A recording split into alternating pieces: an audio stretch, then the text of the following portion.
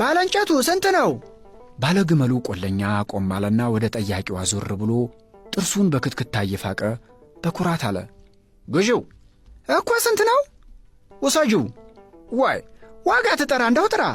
ምንድነው ውሰጂው ማለት እቴ? 2 ባውንድ ትከፍያለሽ? ወይ ጉድ! የጎረምሳ ጭብጥ ለምታክል እንጨት 20 ብር። ደረቅ ግራር እኮ ነው የእናቴ ልጅ።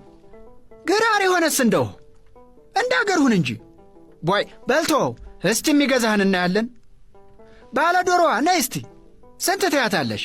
አጸድ ዘመሚት የመሰለች ቀይ ዶሮ ከአንዲት ሴት ተቀብላ ክብደቷን ለመመዘን ከላይ ታች ናጠቻት።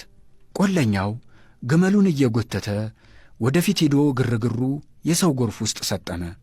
ማክሰኞ ሲሆን ሴቶቹ በሰም የተወለወለ የመሰለ ልስልስ ጠይም ፊታቸው በቀጫጭን የተጎነጎነ በጣት ቢድጡት ተሞሽልቆ የሚነሳ የመሰለ ከራስ ቅላቸው ጋር የተሰፋ ቁንዳላ